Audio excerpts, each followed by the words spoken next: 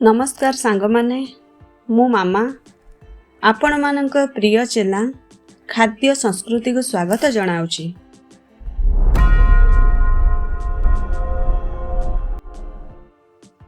आजिर आम रेसिपी होउची पणस खसा। प्रथमे आमे पणस को भल भाबरे धोई नबा। पणसरे अठा अंश थिबारु हातरे आमे सोरिष तेल लगेई दियंतु। तापरे पणस को भल भाबरे फाड़ करिकी काटी नियंतु एवं ग्रीन कलर स्क्रीन को छड़ेई दियंतु। तापरे पणस को मीडियम साइज रे भल भाबरे काटी नियंतु। काटी सारिला परे पणस को हळदी पानी रे किछि समय आमे बतुरेइबा ताहार अठा अंशटा कमी जाए। आसंतु एबे मसला प्रस्तुत करिबा। मु एबे कोन कोन मसला नेछि आपण मानकु मु देखाउछि। प्रथमे आमे दुईटा पियाज को छोट छोट भाबरे कटि नबा।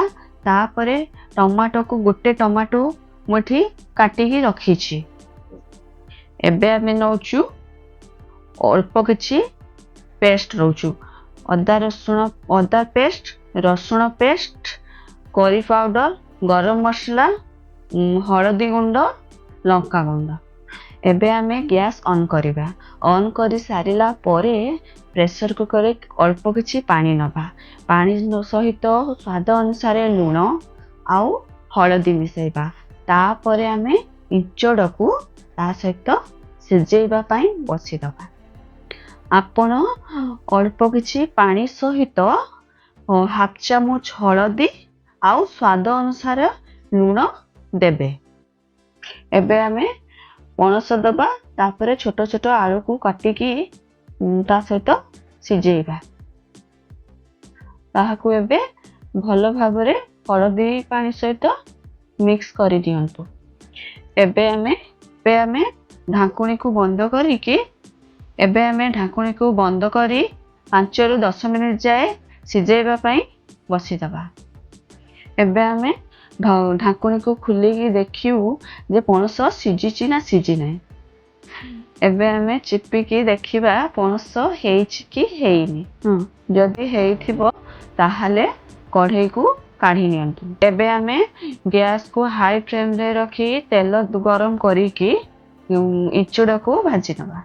एबे आमे भल भाबरे ताकू भाजी नेकी गुटे पात्र रे रखिबा। तापरे मसला प्रस्तुति करिबा।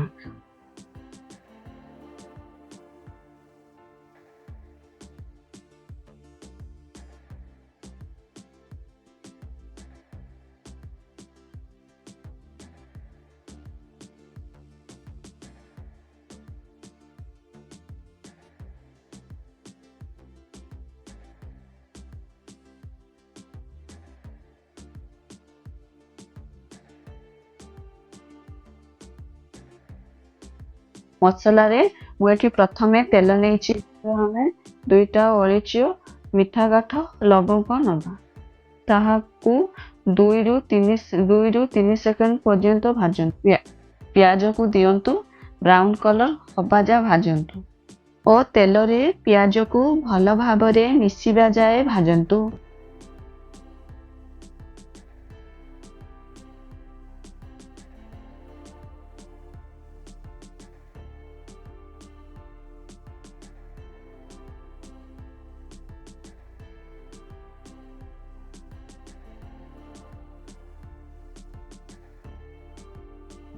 एबे सेइथिरे कटा जाइथिबा टमाटो दियंतु ओ भल भाबरे भाजंतु। टमाटो पूरा नरम हबा जाए ताको भाजी चालंतु ओ होई गला परे सेथिरे गोटे चामच रसुण देई 2 मिनिट भाजंतु ओ एबे गोटे चामच अदा पेस्ट दियंतु ओ मिसी गला परे सेइथिरे आपण लंका गुंड 2 चामच, हाफ चामच हळदी गुंड दियंतु। एबे आपणकर मसला प्रस्तुत होई जायछि।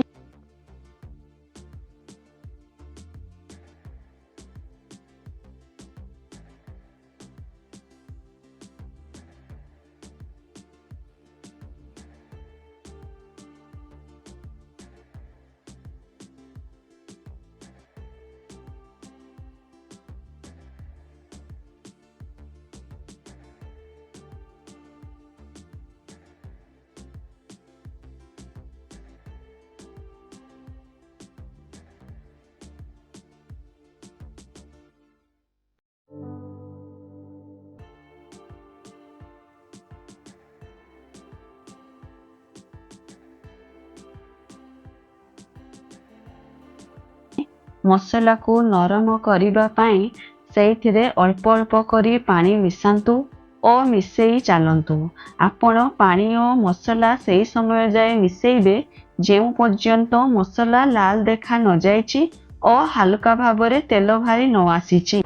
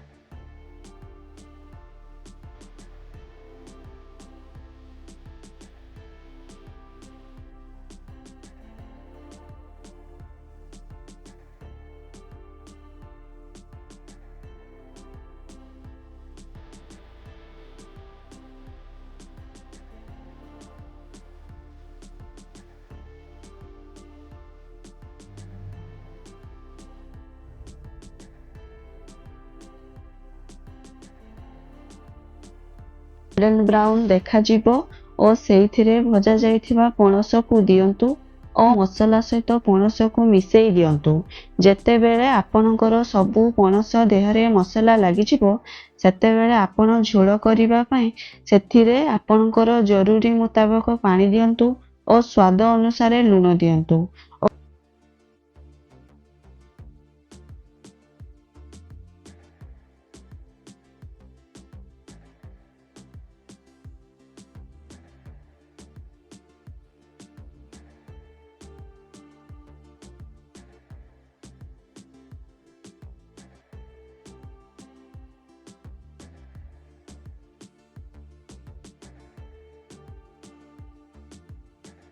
ଦିଅନ୍ତୁ ଓ ସ୍ୱାଦ ଅନୁସାରେ ଲୁଣ ଦିଅନ୍ତୁ ଓ ଏବେ 5 ମିନିଟ୍ ପର୍ଯ୍ୟନ୍ତ ତରକାରୀକୁ ଫୁଟାଇବା ପାଇଁ ଦିଅନ୍ତୁ। ଫୁଟାଇବା ପରେ ସେଇଥିରେ 2 ରୁ 3 ଚାମଚ ଗରମ ମସଲା ଦିଅନ୍ତୁ ଓ 5 ରୁ 10 ମିନିଟ୍ ପର୍ଯ୍ୟନ୍ତ ଚପା ମାରି ରଖି ଦିଅନ୍ତୁ। ଏବେ ଆପଣଙ୍କର ପଣସ ତରକାରୀ ପ୍ରସ୍ତୁତ ହୋଇଯାଇଛି।